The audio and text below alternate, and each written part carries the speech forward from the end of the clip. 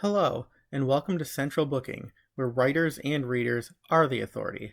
I'm your host, John Valeri. Today, I'm joined by Connecticut's own Heather Webb, best-selling and award-winning author of historical fiction. Heather's newest novel, The Next Ship Home, is a tale of Ellis Island, the people who worked there, and the people who passed through. The story has two protagonists, Italian immigrant Francesca, who is beginning life anew in America after a series of devastating heartbreaks, and Alma, a German-American who discovers her sense of self only after exposure to others. They form an unlikely friendship that sees them through the perils and possibilities for women pursuing their own American dreams in the early 1900s. Heather is the USA Today best-selling author of 7 novels that have been translated into 16 languages. These include Rodin's Lover, which was a 2015 Goodreads top pick, and Last Christmas in Paris, one of 3 titles written with Hazel, which won the Women's Fiction Writers Association Star Award in 2018. Previously, Heather studied and taught culture and languages. She continues to instruct as an adjunct professor for the MFA in creative writing at Drexel University and is also a freelance editor. The Next Ship Home has already proven popular among critics and contemporaries alike. Booklist noted, Webb tells the story of female friendship and strength. With compelling detail, she weaves in suspense with secrets and the risk of danger due to riots, deportation, and an upset society. This is a great historical read. Now, Heather Webb discusses how storytelling enables us to both discover and celebrate who we are, where we come from, and where we have yet to go. Hi, everybody. Welcome back to Central Booking. Today, I'm excited to be in conversation with USA Today bestselling author Heather Webb, whose new novel of historical fiction, The Next Ship Home, there it is available for your reading pleasure right now. Welcome to the show, Heather. Thank you. I'm excited to be here, and I haven't seen you in a while, so I'm looking forward to chatting with you. I know it's been many years, and people look forward to it more when, there's been a bit of distance. Can appreciate me more after 6 years apart or whatever. You're funny. Yeah, it's me. I'm a laugh riot. So I wanted to ask you, this is really a novel of Ellis Island, and it sort of came about by happenstance. So can you tell us about the event that led you to decide that you were going to write a book about Ellis Island? Because if I read correctly, you sort of ended up chaperoning a school trip, and then we're like, I need to learn more. Yeah, I wouldn't call it happenstance because there's so much careful planning that goes into novel writing, especially if it's a historical. But I certainly that visit, I didn't know what would come of that. So that was kind of a cool thing. So I was a high school teacher, and one of the Spanish teachers asked me to chaperone this field trip to New York City, and I said sure. And I loved doing the field trips with the kids. That was one of my favorite things to do with them. I took students to France and all these places too. So it was my turn to be not in charge, but helping out. And we did go to Ellis Island. I'd never been before, and I was absolutely riveted by the place. It's some places really have a heartbeat. You can feel it, or there's a soul, there's a sort of presence, and that building absolutely has that presence. You can almost sort of feel the thousands of people and their stories kind of echo through the halls. And I know that sounds a little cheesy, but it's really true. If you go through, especially if you go at a time when it's not crazy busy, and you can really kind of appreciate and take in all of the artifacts that are left behind. They have suitcases and old typewriters and just things that people had brought through that were left there. And they have all these little black and white videos you can watch and can walk all over the island. So anyway, I was just really impressed with the place. And I kept thinking about those who came through and what it must be like giving up your home to start over in a country that you know no one, and you don't speak the language, and what that would be like. So years later, fast forward, here I am thinking about what I want to work on next. And we started going through the election cycle. I just kept seeing immigration in the news. I went to go see Hamilton in New York, which is fantastic. And I think a lot of people have seen it at this point. And it's I think as Americans, we were sort of questioning again, like who are we? Where do we come from? And Hamilton kind of sparked those questions again. And all of that kind of together had me thinking about, wow, I was really impressed with Ellis Island. Maybe now is the time to work on a book about it. So I booked another trip out there. And once again was just, yes, this place, someone has to tell a story about this place. And I met with the librarian. I bought a ton of books in their bookstore and started researching, and here we are. Here we are. I love that. And I should apologize. I don't mean to give the impression that this book came about by happenstance. Oh, no. It's yes, a lot goes into a book like this. I mean, it's cool that, you wind up at a place and it speaks to you, and all of a sudden you're like, all right, yeah, this is going to be, my next book. But I want to ask you too, I remember I took that class trip to Ellis Island. And I remember at that point, it's sort of like a romanticized thing, Ellis Island, where the American dream begins for so many people. And it's sort of that appearances versus reality, because as you realize in this book, there's a lot more to it. There's sort of the flip side. There's the nightmare, there's the dream, and there's all of that in the middle. Can you talk a bit about, what you learned about that's sort of an outlier to that perspective of this being the beginning of the American dream? Because while Absolutely. It is for some, it's not for everybody. So, I would say that one of the main places that I started getting information from was with transcribed immigrant interviews. And they talked about the emotions they had when they arrived, in New York Harbor, what it was like being at Ellis Island, what happened while they were there, and just how they were treated in the US when they first arrived, and things like that. So, I got a real good sense of the broad scope of stories. You had some people that they did have this really emotional experience that was positive. And they waited in line for their turn, and they were next thing you know on a ferry to Manhattan, and they were in America, and things went from there. But there were a whole lot of other stories where things did not go really according to plan. And when I started to really dig into not just those immigrant interviews, but other research books about the immigrant experience in the US, especially in the early 20th century when immigration was at its height, at its peak, I could not believe some of the stuff that I read. And I just, my dad's military, he's retired military at this point, and I've always carried this sense of sort of love and pride for my country, right? I mean, I have a father who served the country. And then as a former teacher, and then my mother's a retired nurse, it's like we are a family of civil servants, really.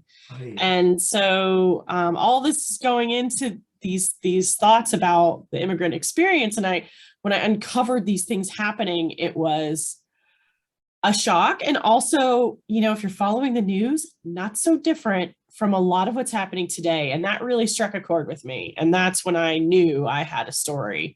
And I really wanted to sort of show the parallels between what happened then and what's happening now.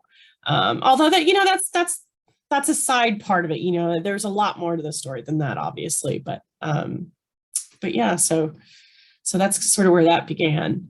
And I think that another thing that's not very well known is that Ellis Island's nickname in many languages is Island of Tears. Right. So some called it the Island of Hope, but many, many, many, in many languages, it's called the Island of Tears. And I found that very telling. Absolutely. So, yeah. So there's two sides to every story. And I think that when the victors tell the story, it has a real different sheen to it than when those who lose out or who struggle tell the story. It's going to be a completely different kind. And that's certainly the case with immigrants coming through Ellis Island. Yeah, absolutely. And it really did remind me of the saying, what's past is prologue, because you read something like this and you realize, yes, we're dealing with very much the same or similar issues today. And that is like, well, what have we learned really? But that's a discussion for another day, I suppose. Yeah. I think as a historical author, that question comes up a lot because it's like, oh, you see history repeating itself. And what I've come to think about over the years is that if you think about teenagers and how they don't learn from their parents' mistakes, that they have to make their own. Yeah.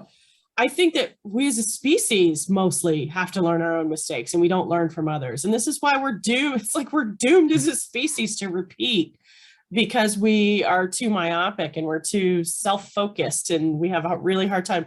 There are exceptional few and they're the ones that sort of lead, make those breakthroughs in society. But I think the majority of us end up repeating history. Yeah. That was a great, comparison that you gave us. I think that really kind of puts it in perspective. I've spoken like a true mom and teacher. I mean, who would know better, right? With teenagers at the moment. And you're still smiling and you appear to be a sane person. So, kudos on that. I mean, that is an achievement. But so let me ask you, you have sort of two main protagonists in this book, and they are terrifically textured, developed characters. So we have, Alma, who's a German American. She's already here. And then we have Francesca, who is really fresh off the boat. She's an immigrant from Italy. Can you give us a bit of their backstory and then tell us, a little bit about their unlikely friendship, even sort of their sisterhood, and how each one allows the other to be a bit stronger? Yeah, so that was you.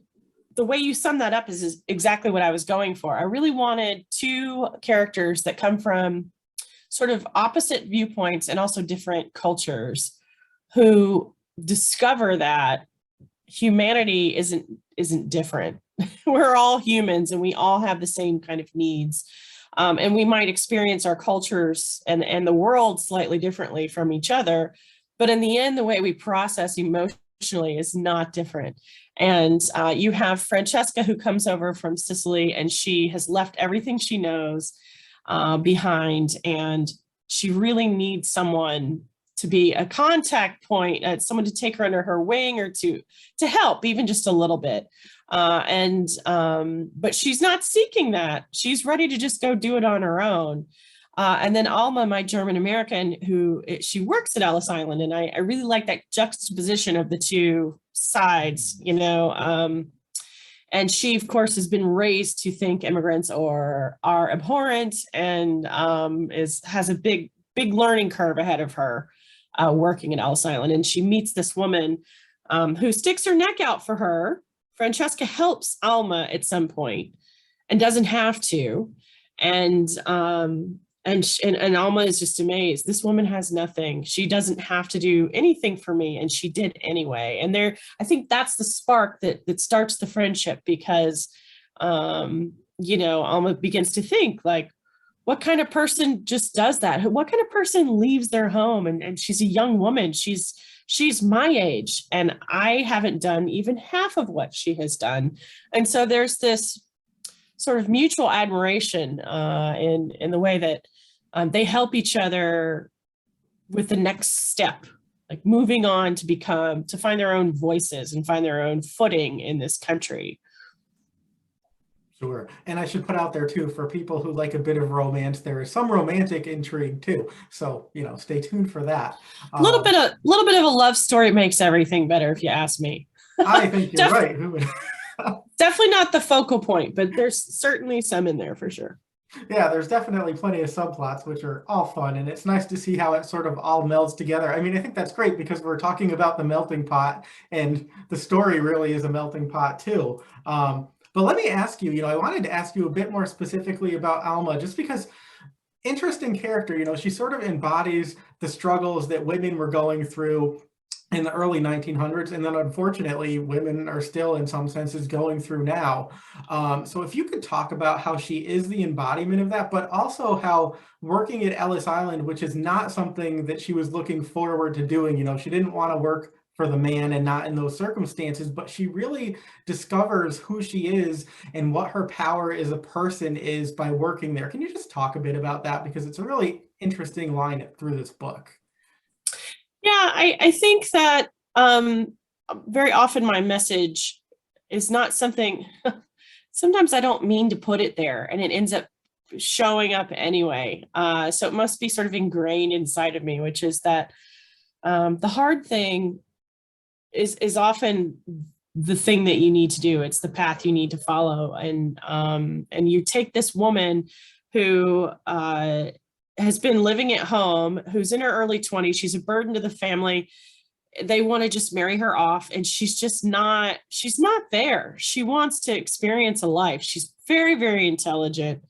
And they need money they're ready to move uptown, get out of the tenement neighborhood and sort of upgrade their lives. So they send her to Ellis Island, and she's plopped in the middle of all these people that she's been taught to be afraid of and to sort of despise her whole life.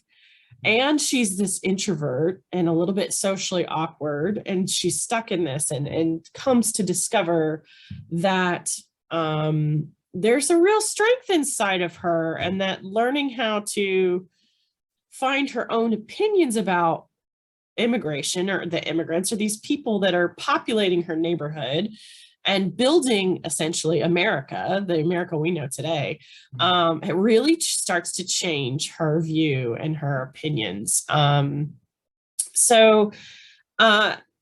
This is really common at that time, where you had people who were not necessarily open-minded. I don't know if is it better today? In some regards, I think it's better. And in other regards, it's not. But also that really traditional female role of you live at home, and then you get married off, and you're a wife, and you do whatever your husband wants you to do. And if your dad sends you out to get work, you do work, and then you turn over your paycheck to the family. It doesn't belong to you, it belongs to the family. And that's exactly what the kind of life was that she was living. And this is the challenge that she has to face, and some big decisions that come along that she has to, without giving away spoilers. Sure. I just have to say they are such, outstandingly strong characters. And I love that they sort of epitomize the idea that, we're stronger together and our differences aren't necessarily a bad thing. And there's sort of a celebration of that, which I think, we need obviously reminders of. Thank you. Yeah. And let me ask you too. So something that I always find really interesting, when it comes to historical fiction, it really is this melding of fact and fiction. And you have characters, who are composite characters sort of based on real people, but there are actually real historical figures in this book as well. So can you talk about, as a writer, what your process is like, to meld that fact with fiction and sort of create an essence of truth, even if it's not necessarily a literal truth? Yeah, so when I write, I write all different kinds of historical fiction, really, and in different eras. I've done biographical historicals, where it's based on a true to life person, and you really have to just kind of reflect the person that they were as best you can. You really have to try to show their voice and their actions that are, based on the record as much as possible. And in this instance, I had found an event and a location that was very well known. The event less so, far less so, but did happen. And so I took those pieces and I made it the framework for the story, and then decided on characters that would struggle within that framework, because without struggle, you don't have a story, right? So I tried to choose characters that would have the most room to grow in this situation. And when I'm speaking of the factual stuff, I used real articles from the New York Times archives in terms of research. And then the way they read back then, newspaper articles, they're not that fun to read. And so I rewrote, the articles in the book I created myself, but I based them on real headlines. So you could look in the archives from 1900 to 1903, and you could pinpoint exactly where these articles came from. You would say, oh, that's what she based that on. Oh, there's that information there that she found it. So I do try to stick to the record when it matters. And then when there's more to be gained by having the person be fictional, then I decide to go that way. So John Lambert is my antagonist, and he's the chief inspector at Ellis Island. And he is based on a real person, John Ledger Hilder, who was infamous for swindling and sexual harassment and working with the shipping companies to get money from the immigrants, extra money and all kinds of things. And he was already married when my story opened, and I needed him to be looking for a bride. So I decided to go ahead and make this guy fictional in my book, but it is based on the real person. So you can see where it's actually quite close. But if I have to tweak a big enough piece of fact, then I'll often decide to go fictional. It's an art form, I think. I think you really have to, and each book has a different need. And so you just sort of make these tough choices sometimes, is this going to be all fictional or not? But the things that happen there with the bribery and the anarchists and the questioning, people being detained, these are things that I found in research. Right. They're all real events, and so I didn't make any of that up. I mean, I fictionalized it and used it in a way that would be interesting for the story, but they really did happen. So. Yeah, it's interesting. And I love that you call it an art form. I think it really is, it's got to be a fine balance. And I was thinking about that. I think historical fiction is a really interesting arena because there are people who pretty much are exclusively writing fiction because they like that they can make it all up. I mean, you want to have some kind of reality, most likely. Or other people, nonfiction, like the facts are the facts. There's a story there. You just have to figure out how to tell it. But you sort of have to do both. And this isn't really a question. I'm just kind of, saying the more I think about it, the more I admire it because, you have to be able to draw on sort of both of those ideologies. And not everybody can do that, I would assume. Yeah, thank you. Yeah, I don't like doing the same kind of book over and over again. I really like to try different styles and different different versions of historical fiction. I actually find that I really prefer most fictional characters that move through either a real life event or a location like this one and the next ship home. But on occasion, I really, really like a marquee character, and I'll write those two. So. Sure. Well, hey, best of both worlds, and tip of the hat to you for being able to do it, because that's not something that everybody can pull off. So I wanted to ask you too, you mentioned already that you have a background in teaching, but your studies too are, sort of relate to culture and language and history. So can you just talk in a general sense about, how that lends itself to writing? Because you think, well, you teach and then you write, and there's kind of a transition there, but it's in a way all related. It is all related. So I've been teaching for 22 years. I taught high school for a decade, and then I sort of transitioned into tutoring. I've done adult ed. I've done community college teaching. Right now, I'm an adjunct at Drexel University in the MFA in creative writing program. So I've done a lot of different kinds of teaching, and it's my training. It's definitely a love of mine. But in terms of culture and language, I started with teaching French. And my second degree was in cultural geography. And now here I am writing about history, and they do all meld. It's all about how people shape environment, how the environment shapes us, how culture plays a part in all of this, how language is a product of all of this too. And so Alma is sort of my ode to that. She's a character. There you go. Spoken like a true teacher. I love it. Through and through. Yes, absolutely. But, it comes through, which is terrific. And it's great because, again, there's the educational piece and the entertainment piece, and, you meld it very well, but you have a background in both, so it works, especially for this type of book. And Thank you. Yeah, and I have to ask you, a lot of people are going to know you from your collaborations with Hazel Gaynor. So I just have to ask you, how did you two come to write together, and what is that process like? Because for people who don't know, not only don't you share, a time zone, but you are in different countries. You're here in Connecticut. She, I believe, is in Ireland. So it's not like, you can be writing a chapter and run into a wall and be like, I'm going to pick up the phone right now and call her. It's not that type of thing. So tell us about this collaborative process. So Hazel and I, we had debut novels that released a month apart.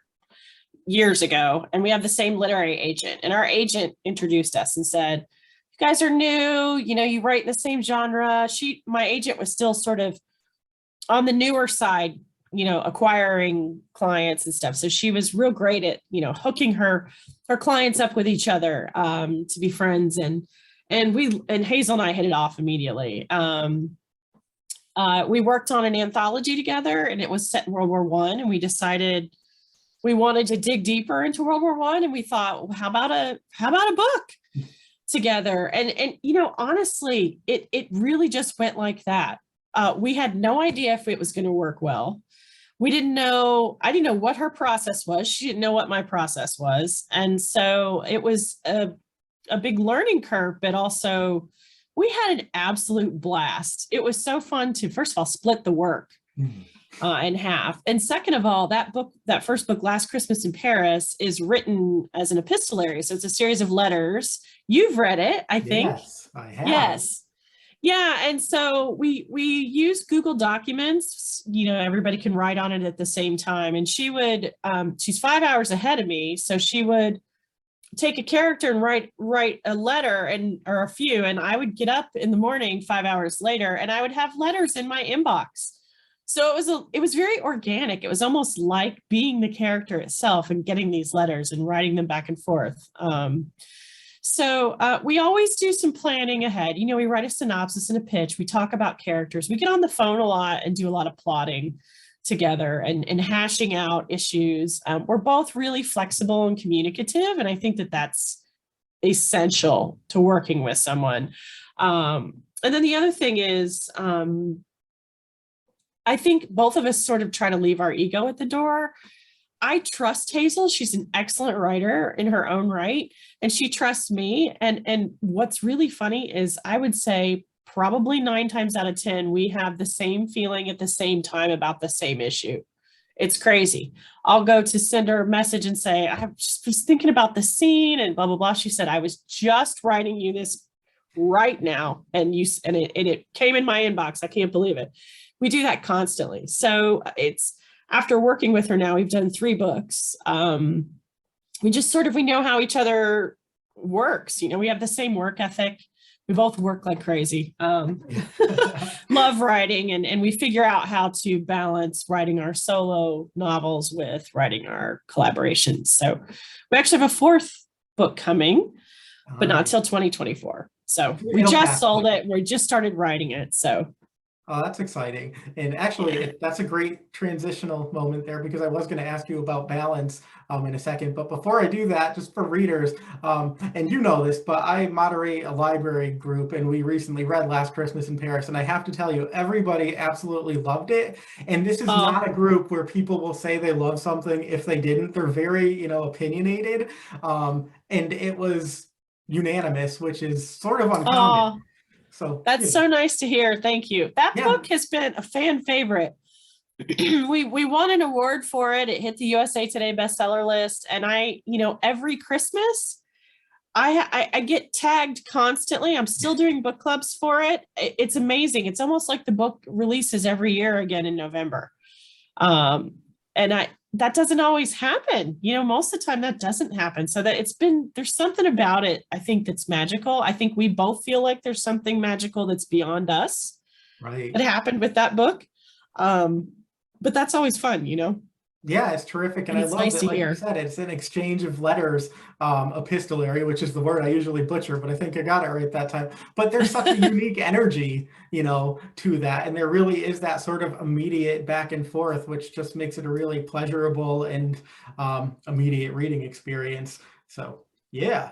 All right. So I said I was going to ask you about balance, and I do have to ask you about that, because as we've talked about, you are a writer, you are a teacher, you are a mother, you are a citizen of the planet. It's a lot. So it is a lot. How do you do it? How do you try to do it? And I'm tired. Yeah. You can't tell. But also, for people who don't know, I mean, I think that, again, to talk about romanticized notions, a lot of times we think, oh, well, people are writing, so they must have plenty of money and they don't have to do other things to support themselves.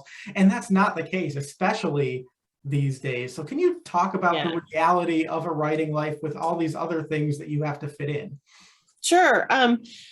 So yeah, I do a lot of multitasking to pay bills and to sort of scratch all the itches of my professional desires, I suppose, for lack of a better way to put I it. like that.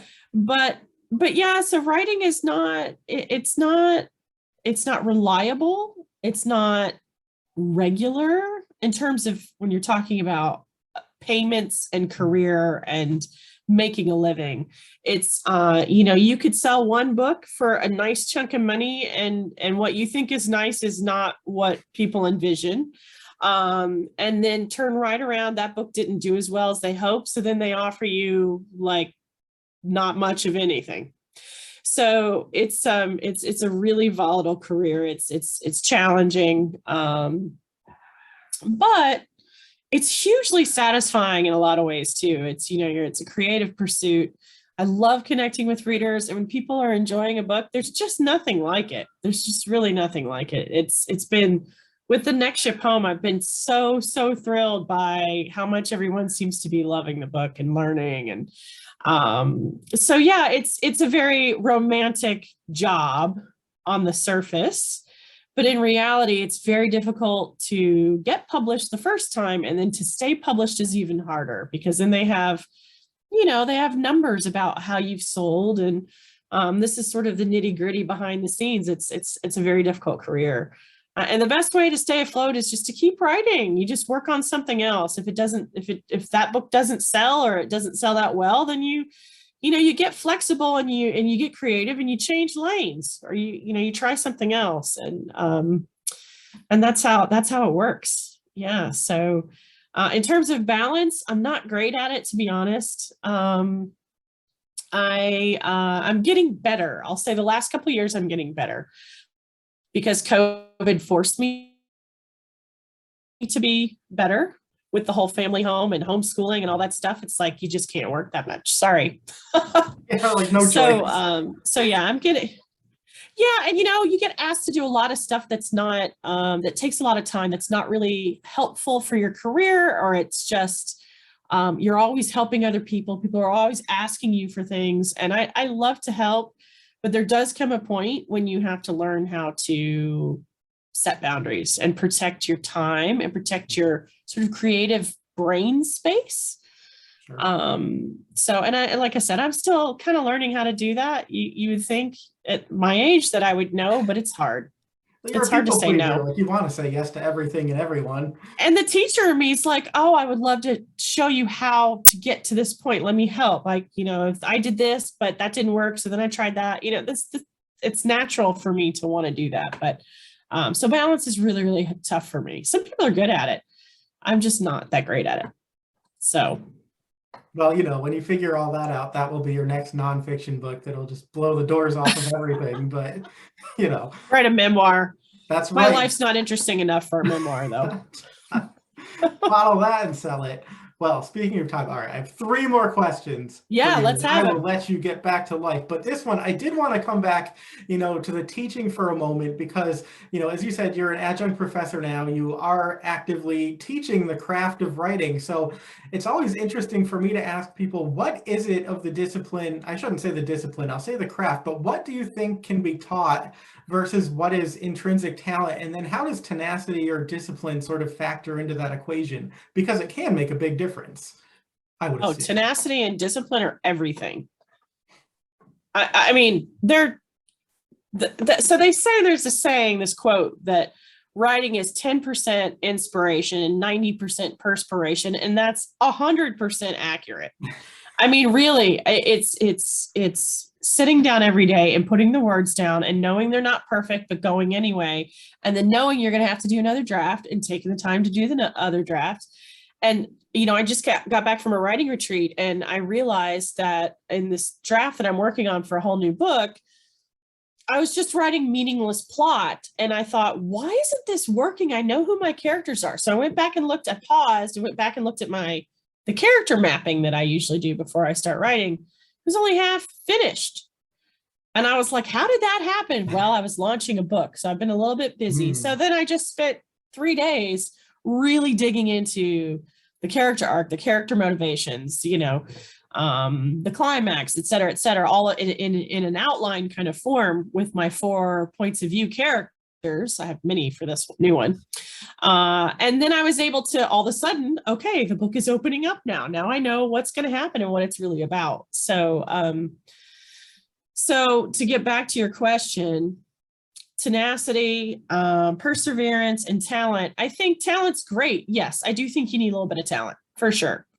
But I think there's a whole lot of people that aren't particularly talented writers that just have a lot of discipline and they have just enough skill, which is different from talent, to publish a book. I see a lot of people who hit the New York Times list that aren't great writers. They could write a compulsively readable book. So there's some talent, there's some skill there, and sometimes a little talent, but there's a, it's the spectrum. I think, and there's so many great books that don't go anywhere, that don't get enough for various marketing reasons usually, or maybe there was this other big book that just broke out huge. And so all the press happened around this one book and this other book kind of gets left in the dust, which is sad. And it happens all the time. So yeah, I don't know how much talent you need. I think talent is great. You can have all the talent in the world, but if you don't have the perseverance, then you're not going anywhere. But I think skill and tenacity and perseverance are way more important than talent in the end. Well, there you go. I find that very hopeful. It's the people who get beat down and stand back up. They're probably the ones that are eventually going to have the luck versus, I get knocked down once and I'm just done.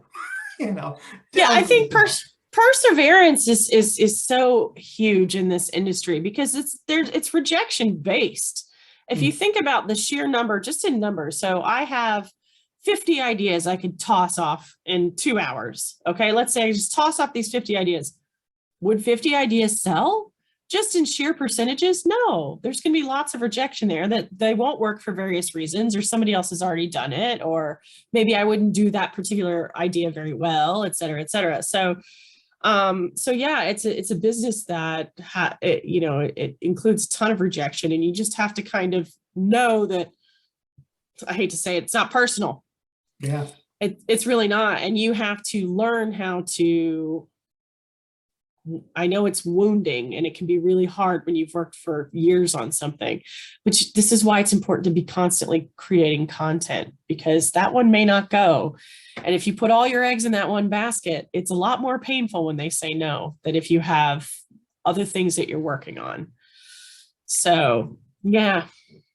That's good stuff. That sounds so dire, doesn't it? But it's, there's a lot of great things too. There's a whole lot of great things. So yeah, there are some nuggets in there that people really need to unpack that, but it's just real. I think that's a real perspective. And I think the more reality you bring to it, the better you are equipped to deal with the rejection. And then ultimately, hopefully the acceptance. All right. So this question I ask everybody, because there's always people looking for advice. I think they've already gotten a lot, so I'm probably piggybacking here. But best advice in terms of a writing or creative life that you've ever been given, and then the best advice that you were never given and had to learn for yourself throughout the process of actually doing it. So best advice probably that I was given was to finish your draft. Just get the first draft down. I know that sounds very basic, but it's not always that obvious. I work with, as a freelance editor also, along with the teaching, I work with lots of aspiring writers and professional writers. And I think it's very easy to get caught up writing a section and then editing it, making it shine and be pretty and have all the wording that you want. And you feel like it has to be perfect before you can move on to the next piece. And the fact of the matter is you might cut that entire section after you're done with the book. So to spend all that time polishing something when you don't have a full draft is a waste of time. And that's a really hard lesson to learn. And that was something, I think that's something that a lot of us have to learn. And that was definitely the best advice I received, is just get it down, get the story down. In that first draft, it's going to be not a good draft. It's not going to be readable for anyone else but you. And that's okay. You have all the space in the world after that to edit it and to make it what you want it to be. But if you don't have the pages down, you don't have that first draft down, then you have nothing to edit. So, and you don't have the whole story down. So you got to finish that draft. That's definitely the best advice that I received. And the advice I wish I'd gotten, I think would be related to marketing. So authors these days are kind of like entrepreneurs, and we have to do so much of our own publicity and marketing. And that's not what we're really equipped for. These are skill sets that, you know, we didn't bring to the table. And I think that I wish I had known just how much energy and effort and time and skill it takes to do all of those things. And in conjunction with that, which things actually work and help and which are a waste of time. And you can't know that until you try everything over the years with different books. And then and I subscribe to a bunch of different publishing newsletters so that I'm constantly learning about book marketing, and that helps a lot too. So you just have to educate yourself and try different things. And I wish I had known just how much of that I would be expected to do, even as a traditionally published author. And it's enormous. No, that's some words of wisdom right there, because it's so funny, people who don't necessarily do this think, all right, the book is written, the author's job is done. And it's like, oh no, it's just begun. Maybe that was the case 25 years ago, but not anymore. Okay, you wrote the book, but now you really do have to go sell it too. And write another it's a book. different kind of skill too, like the writing is the big part of the work. And they're actually finding in a lot of the data that much of the stuff that we do as authors doesn't actually sell books. So that's interesting. Right. Yeah, I'll be curious to see how this whole thing evolves. This is why I read those publishing newsletters, because it helps you kind of follow along and find out what works and what doesn't. So there you go. And I think that can probably be like especially difficult for an introverted person. Like writing is so solitary. And then it's such an expenditure of energy to have to go and put yourself out there and talk up your books. I mean, fortunately, you sort of are accustomed to it given your background. You don't really have a choice. But yeah, I mean, it's a lot of energy. And then you have to decide, well, was that well spent? Or should I have been writing my next book while I was out talking to 27, book clubs, or people like me who are like, hey, you want to do an interview that, well, who knows how many people want to. Yeah. Well, I mean, and to me, it's valuable to talk with you because I mean, you've done some writing yourself. You love books. You have a bookish community. To me, that's something that's worthwhile. And I enjoy talking with you. So I that's worthwhile. But, there's all these other things that we do that we spend money on. Yeah. And it's, so, and that's just something I wish I had known more of. But you learn as you go with any job, I think. Right. Absolutely. So. Publishing is like a unique beast. Publishing is a unicorn or, some rare breed of something. It is. And it changes every 5 minutes. If publishing is a unicorn, then Hollywood is a sphinx. I mean, it's a whole other level of who knows what is going on in Hollywood. Hollywood is crazy. I know a lot of people who work in Hollywood, and it's just like a lot of hurry up and wait. And, you put so much faith, never knowing, what's going to really come of anything. Interesting way to work. And I really admire people who have the tenacity to do that, because so much uncertainty.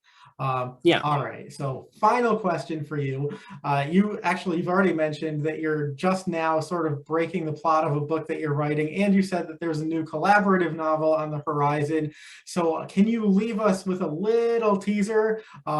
If you may. Some people are superstitious and don't want to, so that's fine too.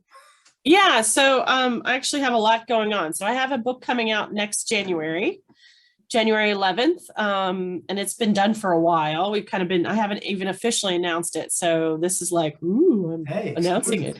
It is called Strangers in the Night, and it is a novel of Frank Sinatra and Ava Gardner. Mm-hmm. So it's a dual biographical. They were absolutely riotous human beings, incredibly talented. Their lives and their very tumultuous love affair was something else to research and to write about. It's quite different from the next poem. My publisher actually asked me to write that book, and so I said, yes, all right, Frank Sinatra, Yeah. Absolutely. And then I grew to love Ava. I didn't know much about Ava. So that will come out in January. And then the book with Hazel is in 2024. And the 4 Points of View book is still kind of hush hush at this moment. Sure. It's kind of my new in progress. We always have one that's finished, one that's going, if you're lucky, one that's going into publication a year away, and then you're working on something brand new. So there's always kind of like 2 to 3 books sort of in this rotation.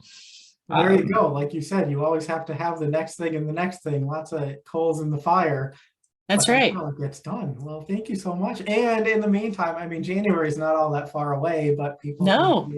the next ship home, enjoy this now. And then you have all those other books to look forward to. Thank you so much, Heather Webb. It's so nice Thank you, John. catching up with you. Yeah, it's really nice to see you again. That's it for this episode of Central Booking. Thanks for watching, and be sure to subscribe to our channel so you don't miss a thing.